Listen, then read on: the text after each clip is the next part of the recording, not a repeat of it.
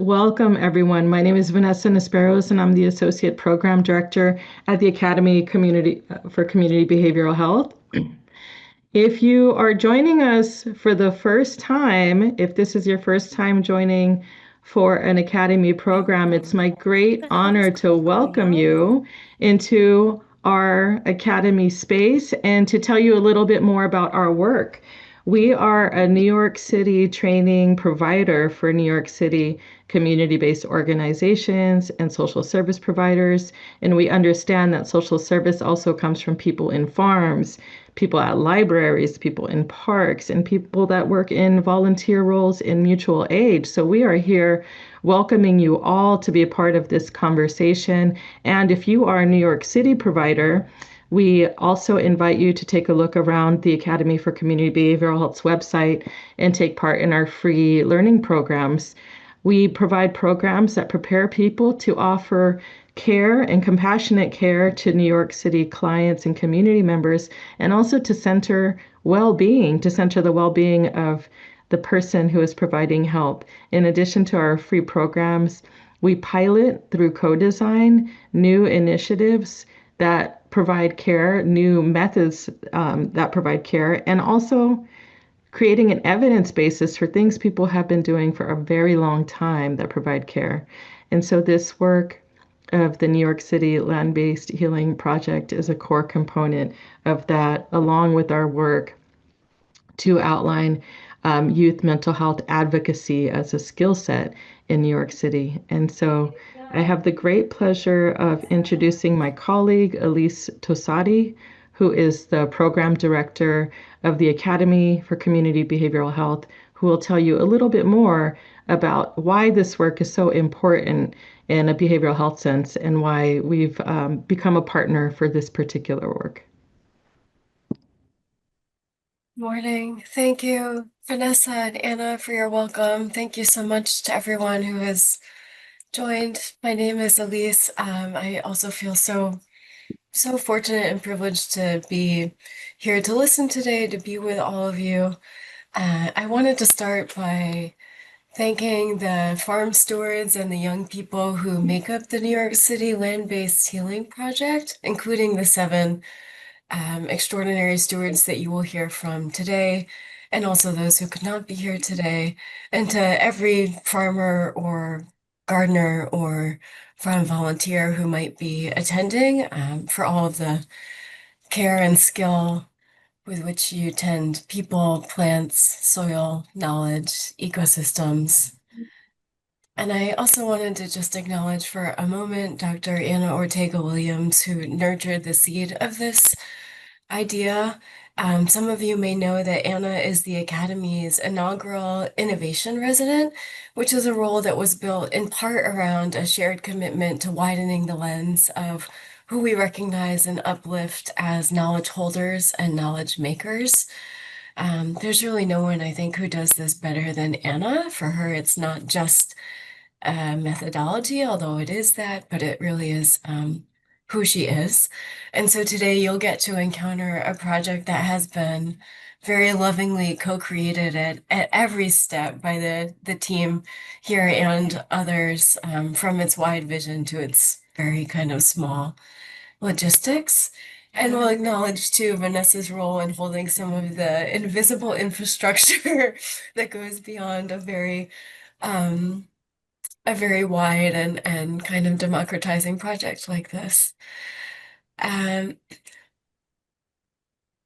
I think because of the way that Anna and every member of the land-based healing team have enacted these values, as a result, we get to learn from what I find to be one of the most energizing and uplifting and instructive models of community care that I've encountered in my 20 years of New York City community behavioral health work.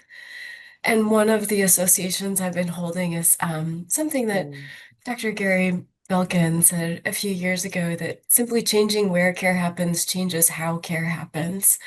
And so as we're going through today, maybe one invitation is to consider how viewing these gardens as sites of care, because they are, also helps us to see and recognize the deep expertise and leadership and healing relationships that already exist and are working in these places. And maybe also to think about how place matters in community mental health, including in light of persistent and often racialized threats of displacement. So thank you all so much. This has been a joy for me to learn from. I'm so glad it can be shared more widely.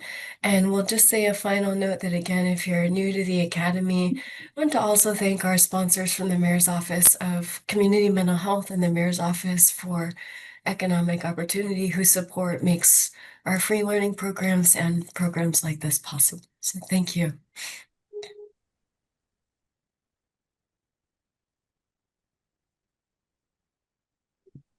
Thank you so much, Elise. And not everybody gets to work at a program with leadership like Elise, who gets behind these initiatives and lifts up the tools and skills that we hold in community. So we're really honored to have this partnership and to share it with you all here from around the city, from around the country, as far away as Hawaii. There are folks that are cultivating land and healing as a form of repair and well-being. So we are so grateful. Today's conversation, we're hoping to touch on a few key pieces. In the next section, you'll get to hear from Dr. Anna Ortega-Williams, the roots of this project, how this dream came to be, and how it was seeded. And then after that, we'll hear from the farmers who are our co-researchers, what it's meant to tend these concepts into research together, and each of the farmers will get to introduce themselves. We are going to also talk through the findings from this initial research project, the key findings that we've uncovered, we've unearthed around belonging as a function of connection and some core processes that cultivate connection in land-based tending. We have the great honor of having filmmaker Andrea Ortega-Williams with us today, who will be showing for the very first time, so you're the first viewing audience, a clip of a film that is in process on La Finca in particular, one of the farms that has participated with us. And we're hoping to close with questions and discussions, including how you might get involved if you're in one of the 5 boroughs, how you might get involved in the farm closest to you. And so we may get to know each other a little bit more. I invite folks, I know people have been really excited and sharing in the chat, and we welcome that. Just another question, if you're able, if you haven't chimed into the chat, if you're able to type into the chat your name, where you're joining us from, and the land you connect to. Is there a particular piece of land where you are that you connect to, or land that you remember? And so I'll start, and then after that, I'll pass it to Dr. Anna Ortega-Williams. So my name is Vanessa Nisperos. My people come from land in Mexico and the Philippines. And one piece of land that I connect to is a plot of land that my grandfather purchased. He came from the Philippines as a teenager, didn't speak any English, and came as a farm worker like many Filipino men at the time in Central California. And through his hard work with his hands, he was able to purchase a small piece of land that remained in our family for $2,000. And it was where he grew his food for the majority of his life. And so I honor and presence that land, and invite you to chime into the chat if there's land that you connect to. And so, Dr. Anna Ortega-Williams, we are blessed to have you helming this work, and we'd love to hear from you as you introduce yourself again, what land you connect to, and to hear from you the story of how this project of New York City land-based healing came to be. Thank you so much, Vanessa. Just to even begin, one, I thank my colleagues at the Academy for believing in this, for believing in ideas and believing in dreams and believing that with support and with imagination that we can have the kind of healthcare that we want to leave to our children and to our children's children, that we think could impact and support the well-being across our city. So thank you for that kind of partnership that holds and keeps dreams. And so again, I'm Dr. Anna Ortega-Williams, and I represent the Bronx. When I think about land, I think about growing up in public housing in the Bronx. I think of Laconia Avenue. I think of Baychester Projects. And so for anyone here who's ever lived in public housing and jumped over a fence to grab a dandelion or grab a flower, this is your story. This is our story.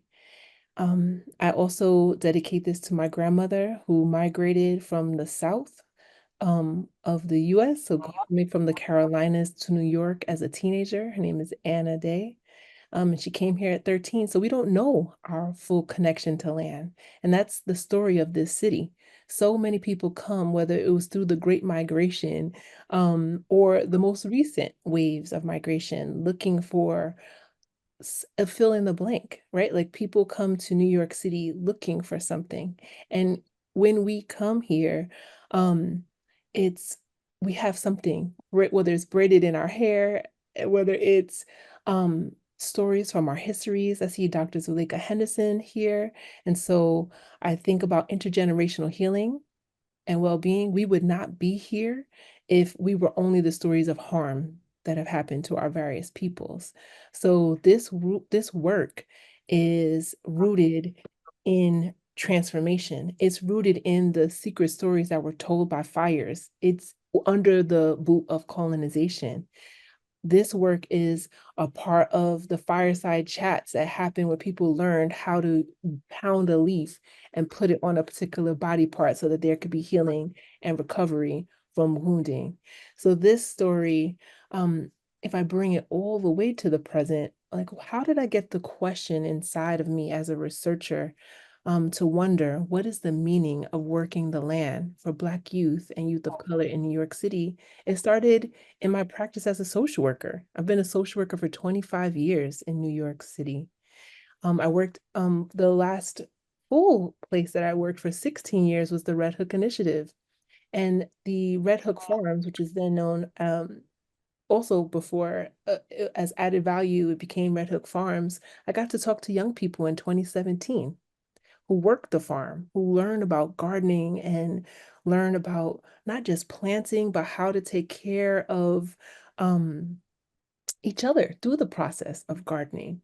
And some of what they shared with me were some of the reactions of their family members to them working the land. And they were cultural wounds that they were responding to. Like relatives saying, "Why are you working the land? I didn't bring you here for that."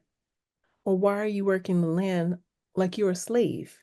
So there, when I heard these teenagers who were in a youth development program saying what they were grappling with while they were planting kale and harvesting it and bringing it home to their families, it made me question, what does it mean and what's the possibility for what it means? Because they said while their family members were sharing this, they also felt so good every time they were on the land. So that was really the birthplace of this particular story.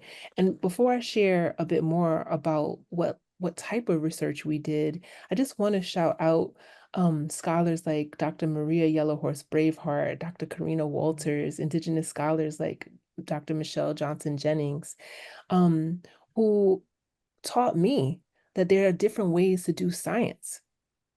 So as a scholar, like I mentioned, where my roots are from, I could ask questions that are deeply related to my people's well-being, and that kind of insider knowledge is also valuable. It isn't something that would need to be siphoned off, but it's actually central to asking the kind of questions that matter. So I just give thanks for the kinds of research methods that have been generated through sacrifice, where people said maybe this wouldn't be a robust way of asking these types of questions, where in actuality, what these scholars have found who came before me, that community-based participatory research provided the kinds of questions we need to find the solutions we need. So this oral history, community-based participatory research project was formed through the leadership and guidance of the farmers themselves, the young people, the mentors who love them, who nurtured them, who respond to every question, who train them in what they know, who bring their lineage to the fore. Um, that's where this research came to be. And we worked with each other for a whole year. We created questions together. We went to visit each other's farms and we actively inquired what is the meaning of working the land. And you'll hear through the rest of our conversation what we came to learn. So I'll pause there. There's so much more to say, but again, we have an exciting time planned. And And thank I'll you for chime in, Anna, just to share, in addition to the scholars, the legacy of scholarship that you are building this next phase of work on, there's the legacy of practice. And we have the blessing of having Mama Karen Washington with us joining today as well. People that have taught us in New York City that we can find and tend and cultivate land and can go to school to learn farming. So thank you so much, Karen, for joining us. It's a blessing to have you here, and many other people in the chat are also recognizing your work is a legacy that we would love to continue to connect with as well. Thank you for bringing that in, Vanessa. Also, I'll just shout out Esperanza Martel, who, if I didn't cross her path, I wouldn't understand the deep work of self-healing in community. And so this question is on the shoulders of work, community-based organizing and work like that, that the kind of inquiry that's embedded in community wisdom and thought ways, knowledge ways, heart ways.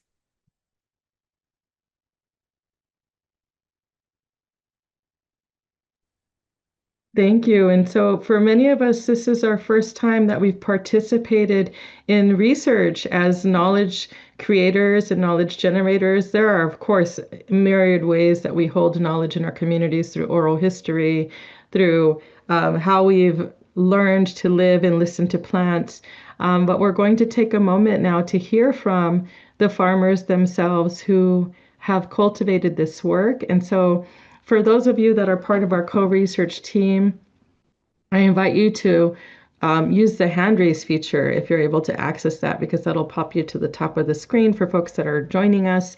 And we'll go through and hear from each of our farmers who are here today as co-researchers, your name, where you are tending land, and what does it mean for you to be a co-researcher? What does it mean for you to be a co-researcher, particularly on this project? And Jason, I see you unmuted, so if we're okay with starting with you, we can do that, and then we'll go to Alex. Okay, awesome. How are you? My name is Jason Borman. I represent Staten Island, Skyline Garden, and Christchurch and New Brighton.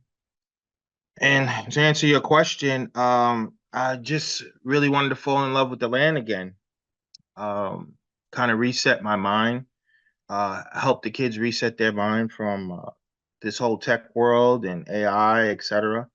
Um, you know, bridge the gap through the generations, every age group, and just get my hands in the soil and enjoy what God has given us, and enjoy the fruits of the labor that we put into it, and most importantly, establish great relationships and friendships between this program. It kind of like sown, it's sown, you know, essentially it's sown like any holes in my heart, so that we all come together and we help each other out. So I think I can pass it on to Alex. Yes, Alex, and then Clarissa. Hey everybody, my name is Alex. I'm a land steward, medicine maker, seed keeper, and I've been honored to steward land here at East New York Farms. I am from East New York, Brooklyn, so it's really really a blessing to be able to be full circle here. To grow food for my community. This is the end of my 4th season, so I'm very excited already about next season. And what does it mean to be a co-researcher in this project? It means so many different things to me, like legacy and like history in the making. We get together and we talk about all the things that happen to us on the farms, the way that we heal, Yeah, and just like an integral member of this team, just exploring like everybody's individual expertise when it comes to like farming and gardening in the city. Yeah, I'll keep it to that. And I'll pass it to Clarissa.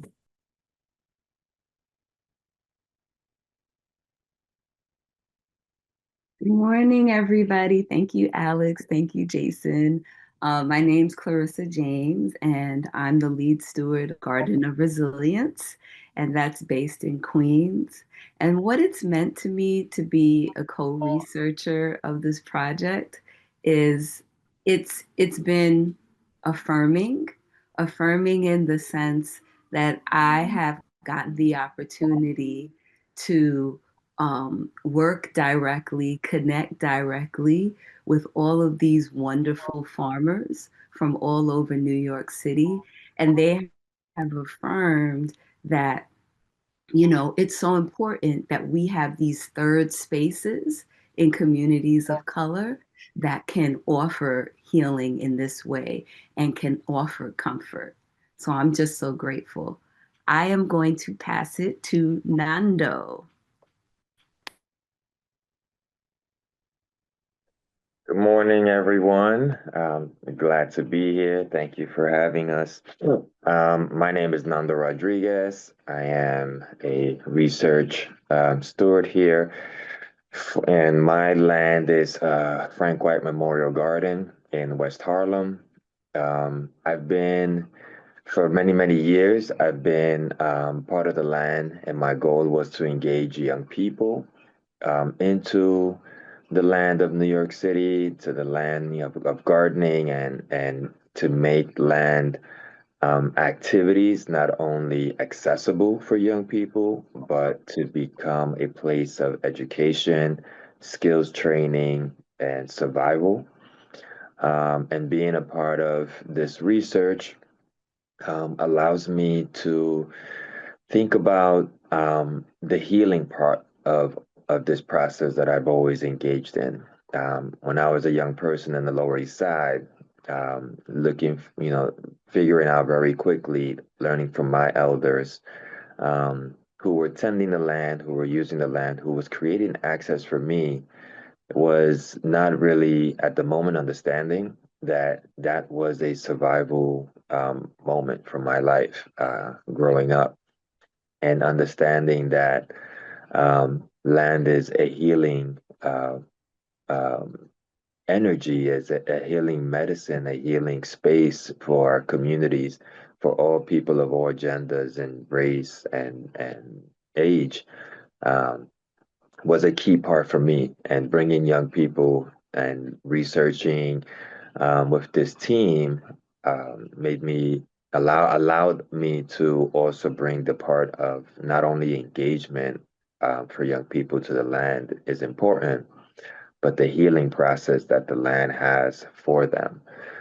to heal and finding belonging with other people, to heal and finding purpose with the environment, which is something that I had. And having this opportunity to put this in a research and to put this on paper and to put this into action and finding key workshops and practices that can continue what has been passed down to me from all the elders who have tended the land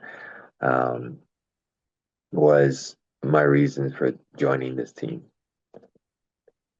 I'm not sure who's next, but take it Thank you on. so much, Nando. We're going to hear from Nancy, and after Nancy, we will hear from Mo.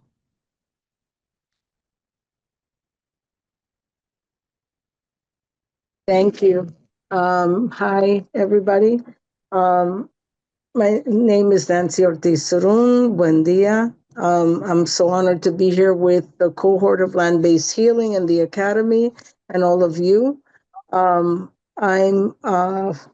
from La Finca del Sur. I represent La Finca del Sur, South Bronx farmers, by way of my heritage lands of Puerto Rico. And that is my heart connection to land. It leads me to these sources wherever I am rooted.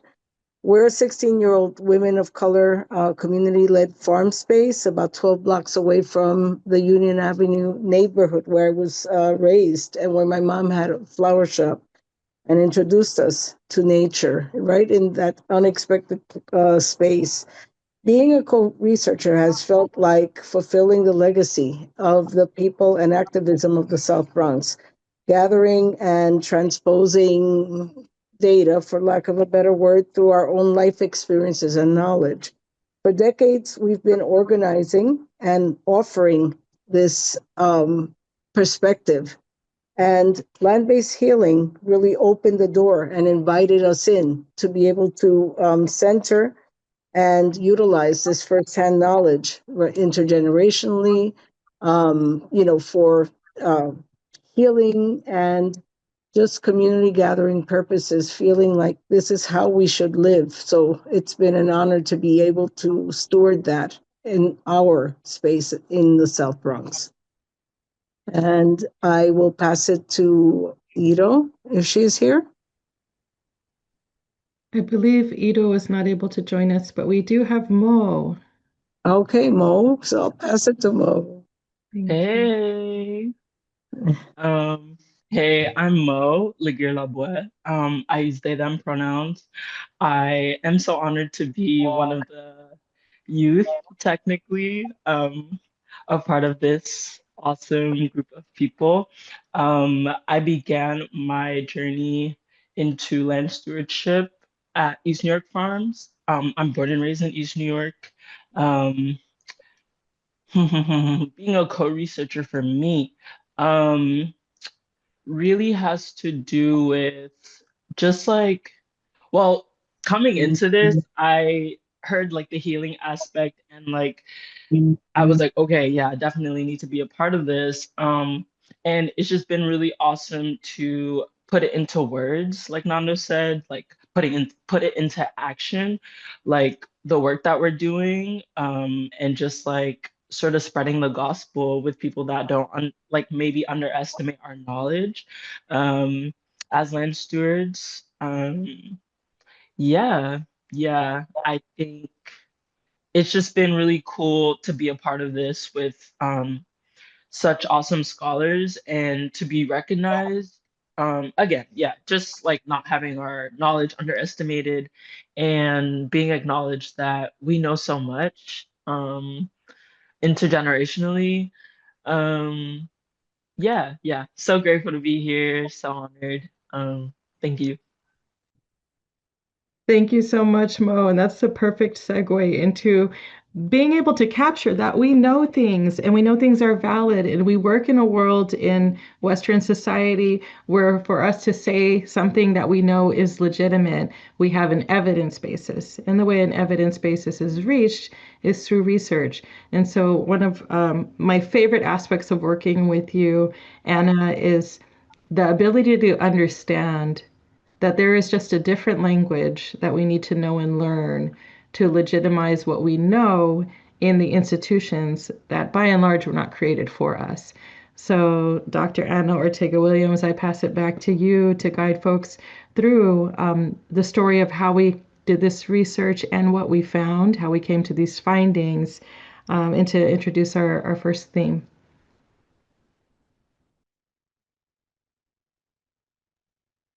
Thank you so much. And again, I just think that it's so powerful just to hear from each of the stewards today, because there are two things that get disrupted with our presence. So one is that there's land to grow food on in New York City. When I talk to people about it, I'm like, oh, what? There are plum trees, there are peach trees, there's sorrel, there's all of that's growing in New York City. And so this project represents the story of gardening across all 5 boroughs. So I just want to situate how we are answering, how we answered, and how we continue to position ourselves to answer these kinds of questions.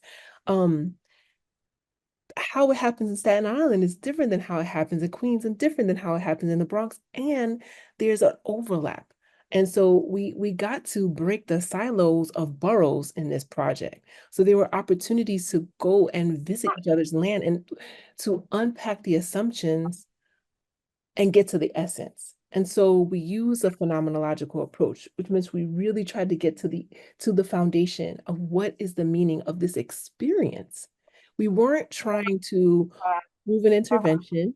We weren't trying to run a randomized control trial. We were trying to get to an understanding of an essential meaning, something that cut across the experiences for all of those who are participating in this shared activity of gardening and farming in New York City.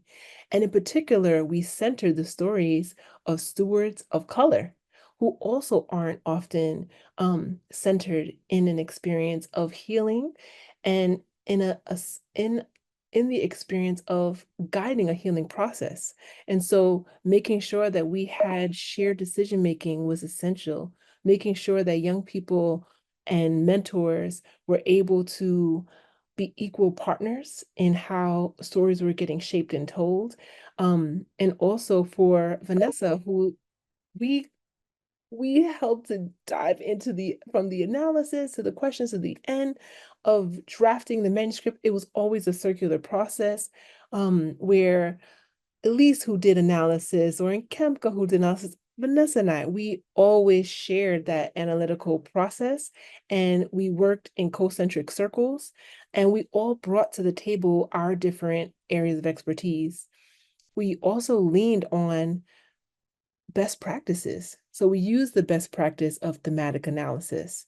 We came up with our 12, we conducted 12 interviews. We did participant observation over a year. We had immersive experiences where we worked the land in the different boroughs and observed, tasted the food. So that was also a part of research, getting to see the light on the plant, getting to see someone's face light up when they found a potato for the first time, bringing our children, bringing our families to those spaces. All of that was research. We were able to then use those best practices and also integrate cultural practices. So before we began, we would build our own altar, and we would be able to say, okay, how am I going to sustain myself during an arduous process of scientific research? So we were able to integrate our foremothers and our forefathers, our bearers, and we were also able to integrate different scientific practices, and knowing that all of that is under the umbrella of science. And so we were able to take over 800 quotes from our interviews, and were able to, through a vigorous, dynamic, iterative process of analysis, come to an essential finding. And so we categorize the findings based on the similarities, based on the differences, and finding, again, the essential thread. And so you'll get to hear from people who will share and help bring to life the different themes that we found in our research. And so I have the honor of being able to share one of the first, which is when we go back to our question, what is the meaning of working the land for Black youth and youth of color and their mentors in New York City? What we came to understand over the course of a year, that it means belonging. Belonging to each other, belonging to a past, belonging to the earth itself, belonging to a neighborhood, that even when there are historical contexts of colonization or enslavement, there's the connection, the thread of belonging was never severed. And so knowing that there was an opportunity to belong to a land, even if we don't have an intimate or apparent connection, but that the thread continues. And so that's what we were able to tap into, is that there are concentric circles of belonging. And then through access points, which we'll share about in terms of these themes, that's how people were able to access belonging. What we were really able to pay attention to in the nuances of what was shared with us is that belonging we didn't have to make belonging. Belonging already existed. We got an opportunity to remember our belonging. And that was an essential aspect across all of the interviews that we conducted. And so, again, if we think about belonging, again, it's knowing that, and again, relying on different scholars who've shared more of this work and healers who've known this work, right? That land is our relative, and that there's an interest in the land for our own well-being as well, right? Like that's why things are growing, is that there's a continuation and we're a part of this greater cycle. And so I'll pass it to my colleague, my co-researcher, Clarissa, to share a bit about the first theme that we discovered, which was emotional and physical healing.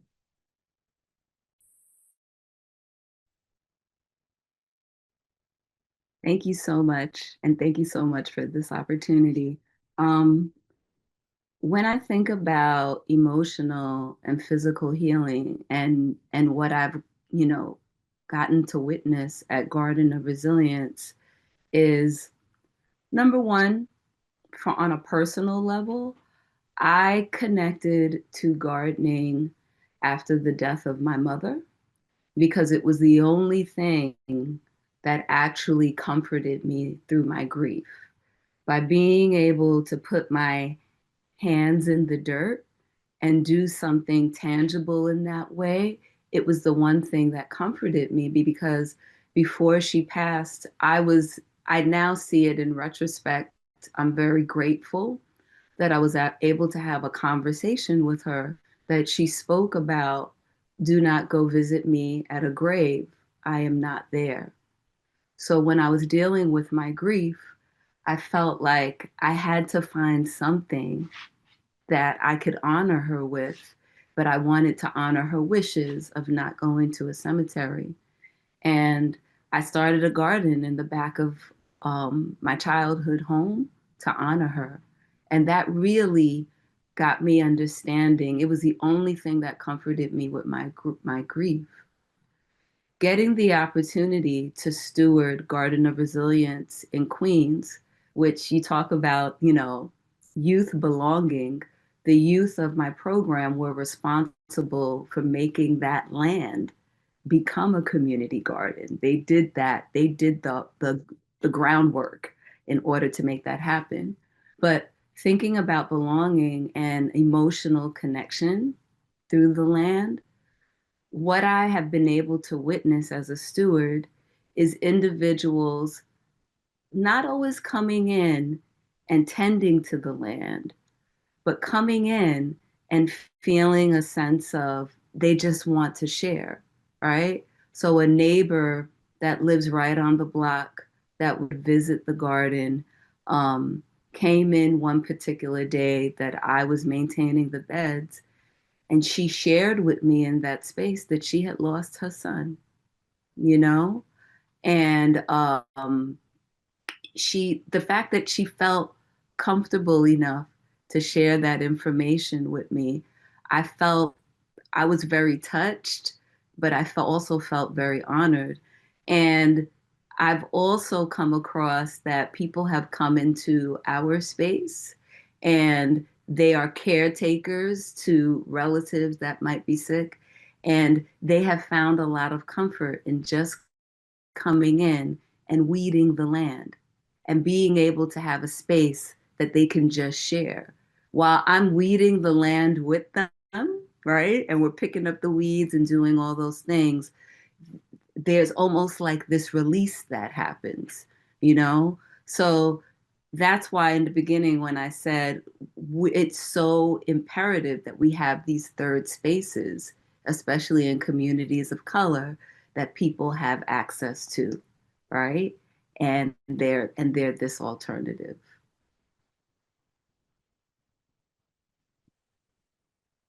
Thank you so much, Clarissa, for speaking to the first theme that was very prominent across all of these interviews, that emotional and physical healing become possible when we're tending land in the very direct ways, the sunshine on our face, the movement, but also the processing of grief that can sometimes feel so big that it has no place to go. Yet there you are, it goes through your hands into the land, where Mother Earth has enough space to receive it. Our second prominent theme across this research was around the process of intergenerational learning. Many of us who work in social services, we know this is such a vital component to community cohesion, yet we don't know how to cultivate it. And we saw this happening across all of the sites that we were working with and across the interviews, that intergenerational learning was happening. It was happening in the ways that people learned the names of crops in many languages and how to save seeds.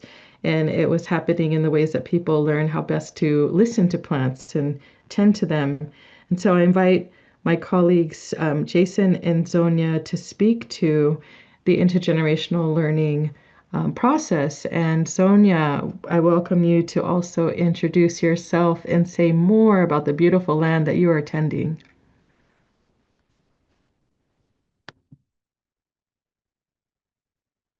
You'll have to unmute. Thank you, Zonia.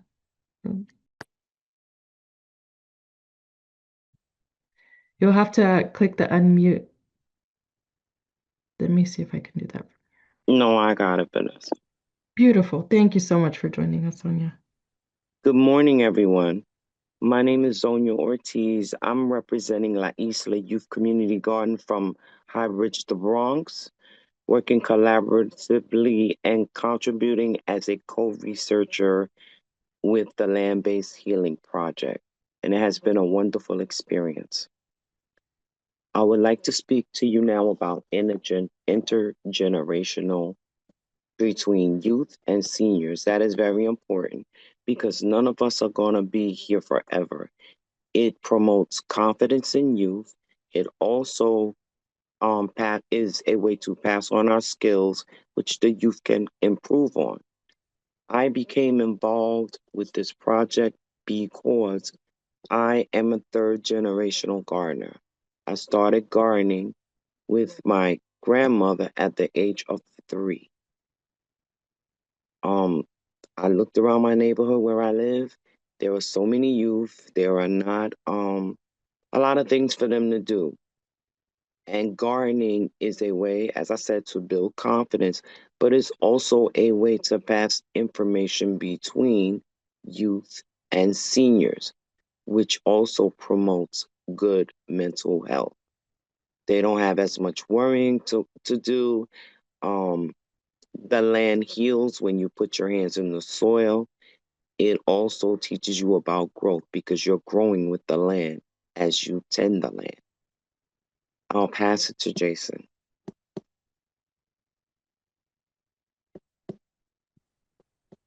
All right. Thanks, Sonia.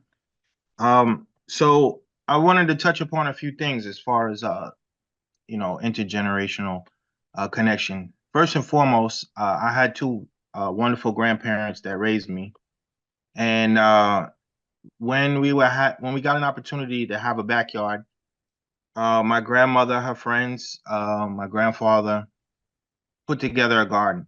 That started that process in which I appreciated the land, I appreciated growing my own food, etc. How successful the garden wasn't as important as the days that we sat in the garden and put our hands in the dirt. So that was beneficial to me and where it started with me. So I just want to challenge everybody on this Zoom to try to connect to their own children, try to connect to their grandchildren, try to connect to any person that is, they might be unfamiliar with how important the earth is, how important the sun is, the relationship between the sun and the earth, and how light makes everything grow, gives everything life. It doesn't matter about your personal religion or anything like that, just to trust in the land and enjoy it. It doesn't matter how small or how large your garden is. And I tell you, if you start with a couple plants, um, it's just as joyful as if you have a 10-acre farm or a 20-acre farm. It's probably more enjoyable because it's the scale is small. But if you really enjoy it, you can always scale up. You can scale down depending on what you have. Try to put a plant anywhere where the sun could touch it. Put it in a pot. however you can, use your imagination, and then invite somebody to join you in that process. Maybe they can have a relationship with you sharing a relationship with a particular bed of flowers, etc. So that to me is, the most important thing. Like I said before, when you have technology and AI and all this stuff, there has to be a reset to the mindset where the kids and us as well, because we're caught up in this whole addiction thing with the phones, etc. We have to reset the mindset and go back to what's important.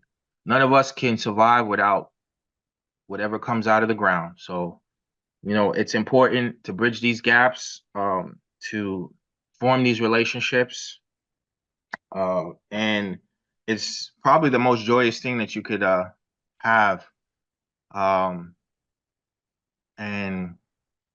can't really pinpoint it, what's super awesome about it, but you really want to fall in love with the earth, fall in love with the land again, and this is what land-based healing is about.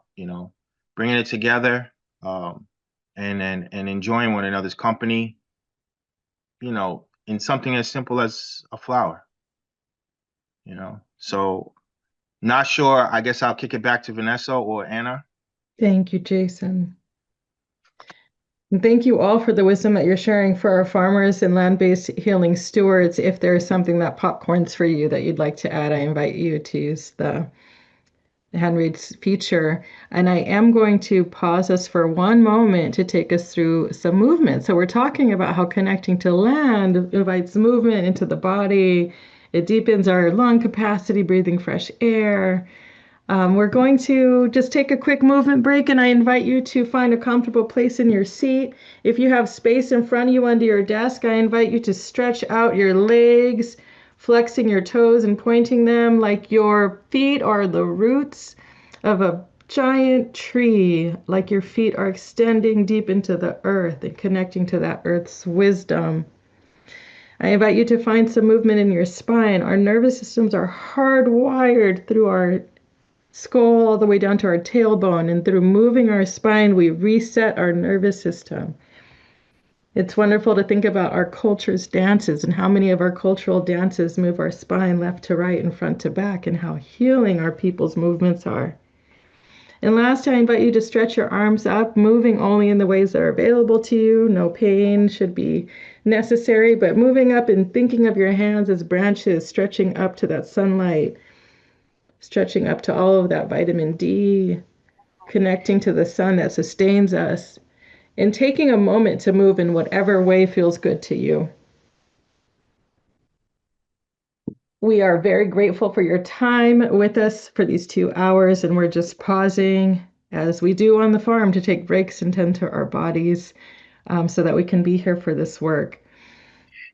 And I'm going to pass the facilitation back to Anna, who's going to introduce the next theme that we explored.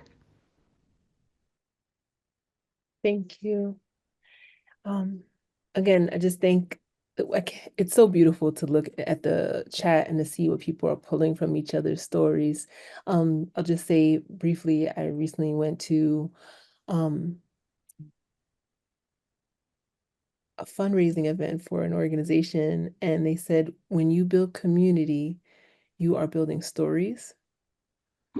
And so I'm grateful for the stories that we're building together in this moment, and the stories that we built across this project's beginnings. And so I'll move us into the third finding, which is connection to ancestors' wisdoms and stories. And to me, this was quite powerful, because it connected to the multidimensional aspect of healing that people shared. So it wasn't just about what was happening in the current moment, but it was also about what was happening, as was described, looking back and looking forward. And that's quite profound when we think about a culturally responsive practice around mental health care, or behavioral health is thinking about access to a resource such as ancestors, and thinking about, again, when we think about culture and what is available, when we think about how someone is going to experience restoration. And so I would like to bring in Alex and Mo to talk a bit about this finding. Hey everyone. Thank you, Anna, again for having us here together. Um, this question, it brings me back to like when I first met you, Anna, and you approached me. I had just spoken at my first panel, in urban agriculture. And what resonated was like me growing flowers for my ancestors. I think in like the beginning of my farming journey, I've always wanted to honor my ancestors and honor like the land stewards who came before us. So just like finding different ways in my farming journey to do that. For me, like the ways, the connections that the ancestors have like come to me on the farm is like through doing like indigenous farming practices. So like carrying those legacies like seed keeping, ensuring that we have food for the future, ensuring that as like cultural stories through seed keeping and like also like giving back to the land. The land feeds us so much. We grow a lot of plants that are heavy feeders and that nourish our bodies. So an indigenous land practice is like giving back to the soils through like compost, through cover cropping, things like that. So it's a reciprocal relationship with the land. So honoring the ancestors that way by just doing the practices that they've taught us. And thinking about my own personal journey, like I don't necessarily know who the land stewards in my lineage are. My ancestors are from Honduras.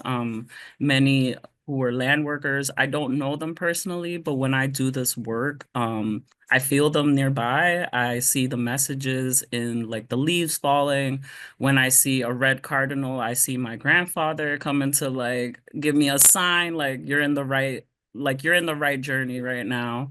Also, yeah, just even like this season, I had the chance to build a earth altar. So I invited folks to like put whatever they felt at the altar and like give back. Like Jason said before, like it doesn't matter what religion you are, like the land brings us together.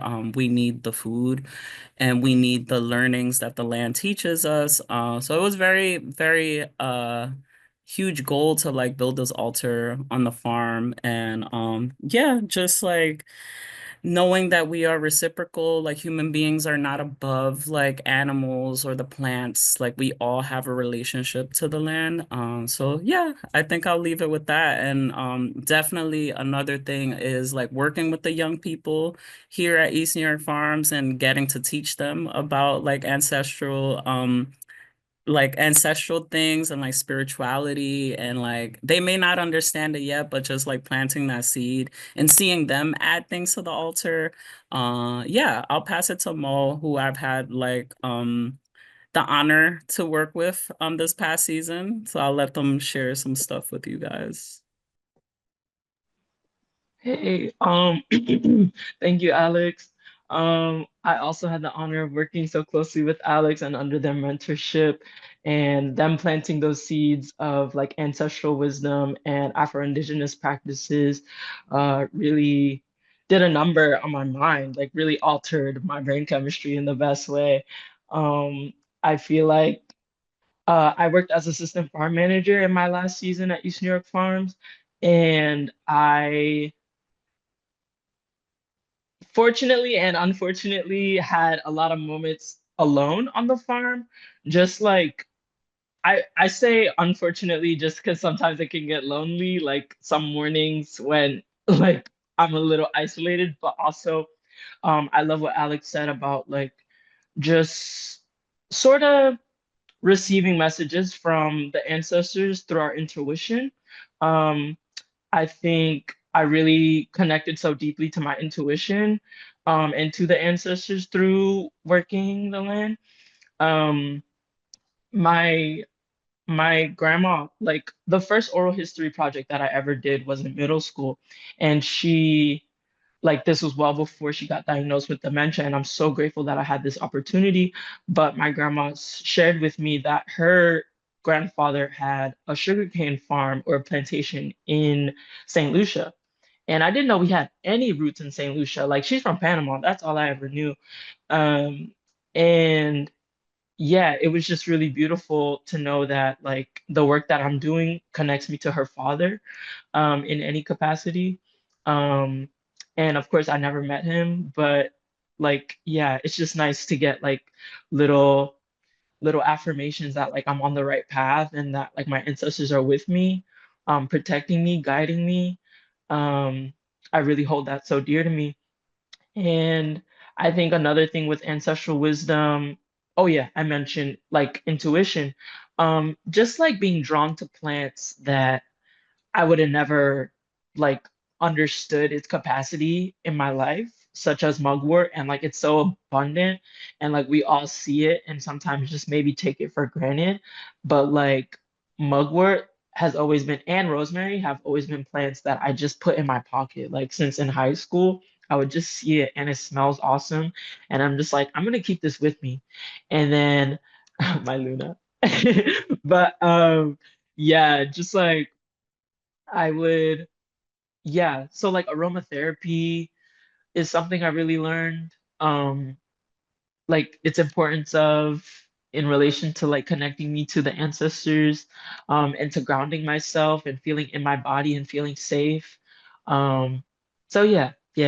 Just so much you learn from the land. And I love what Jason said about like sort of just like tell your folks, like people who maybe take for granted the like capacity of our natural elements and how vital they are to keeping us alive and keeping the earth alive. Like, just like tell your folks, like, get some sun if you can, like maybe enjoy the rain, like do a little rain dance, like just like get out there and like get dirty. Like it's so important.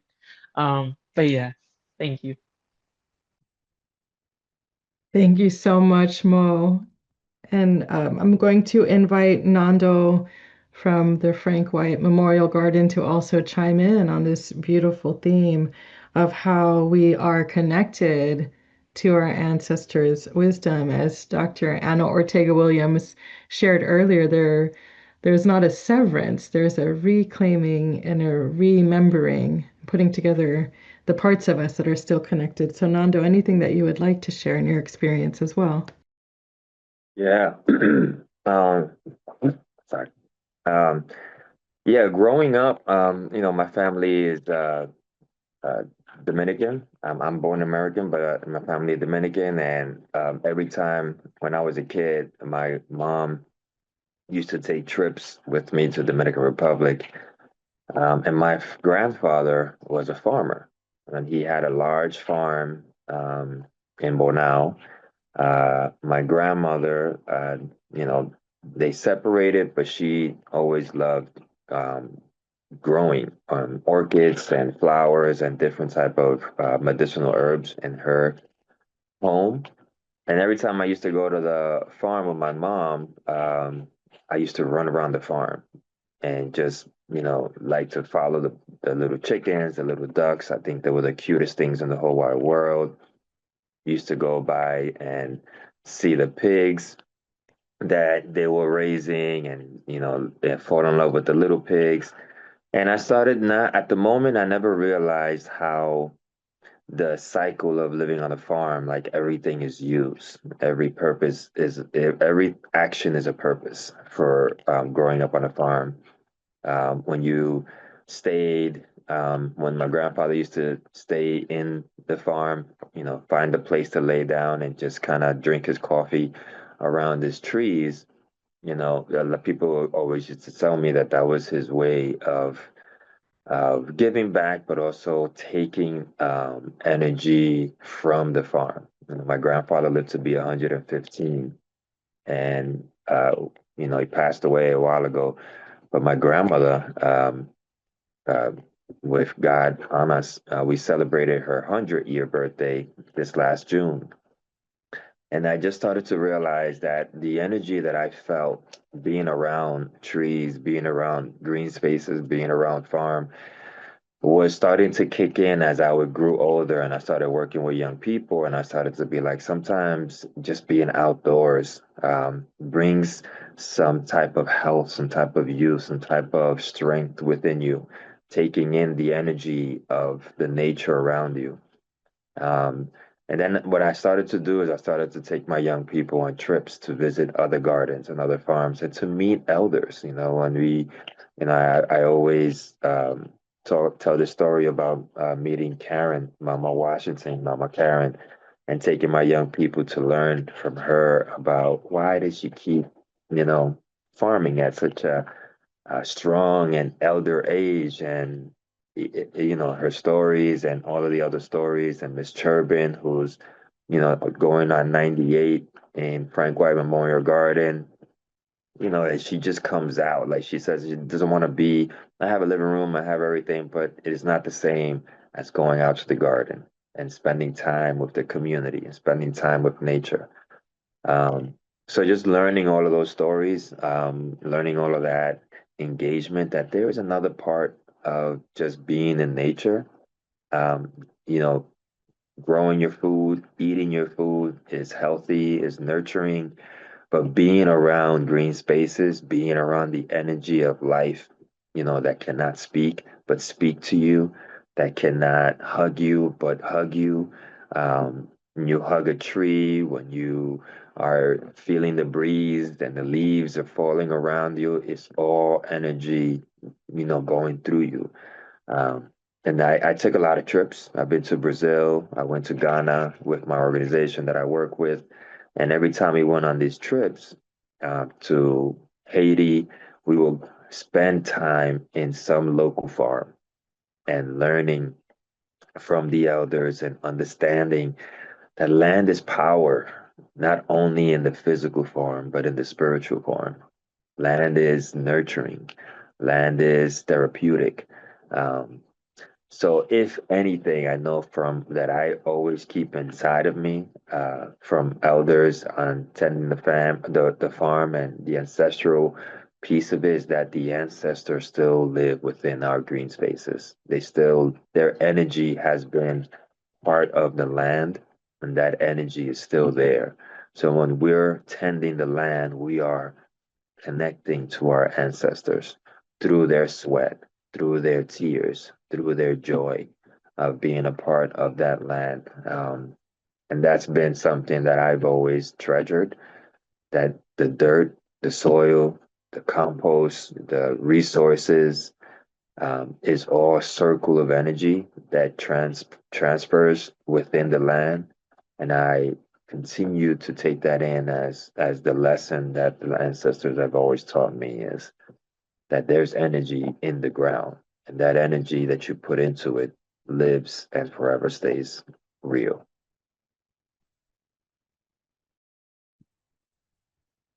Thank you, Nando. It's such a beautiful blessing to hear you weave together so many of the themes, that we found from this wonderful research project around intergenerational connection, around reconnecting to land internationally, and around the ancestral and the wisdom of the higher power that sits within us.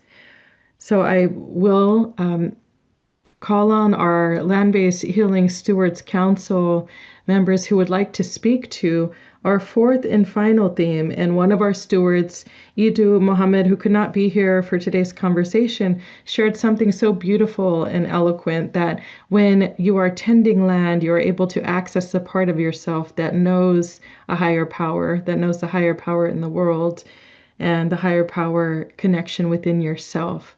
And it was something that we saw people speak to across transcripts, just as Nando was mentioning, that there is a presence to something greater than us. It is something greater than us at play, and in some ways allows people to sit with a sense of peace. As Clarissa shared in the beginning, a sense of peace with loss and grief, a sense of peace with our own mortality. Like so many of our farmers have shared, we are not here forever. So it is so vital that we have pathways to pass down knowledge, to preserve knowledge, and to contribute to a legacy. So I invite Nancy, if you would like to share. Oh, I'm so sorry. I'm going to pass it to you, Dr. Anna Ortega-Williams, and then we'll come back to the stewards.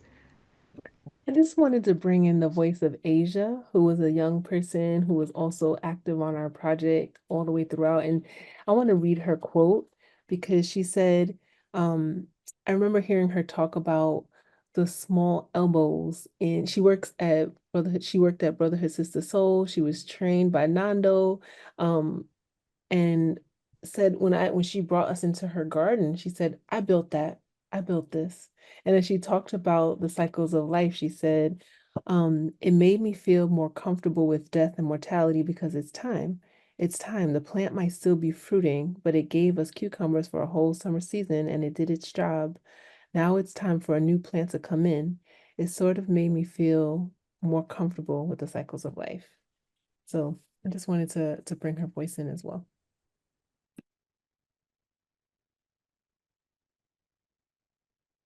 Thank you. Thank you, Asia, wherever you are, for your contributions and your vision as well.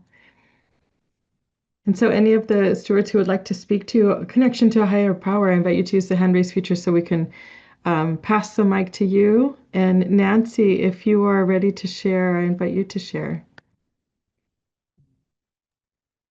Yeah, just reflecting on all the beautiful words that have been said, by this cohort.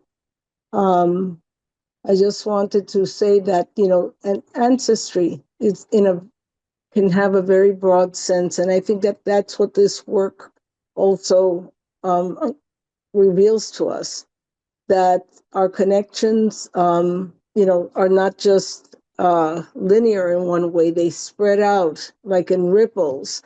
We have the opportunity and the blessing to work with people and youth and elders and everyone else, from so many different experiences and cultures. And, then that weaving, I always think of it in this visual idea of like a cloth that's being woven, right? And we take from each other, we help each other make the knots and the braiding and all of this. And I think that's then we become part of that ancestry too, right? Because now we have that knowledge. And we're sort of like adopting and incorporating each other into all these different experiences. But it's hard for me to imagine other situations and other settings where that could happen as naturally as I've experienced doing this healing work on the land. And, it's just something that I always feel blessed by. So that's how I wanted to reflect on that.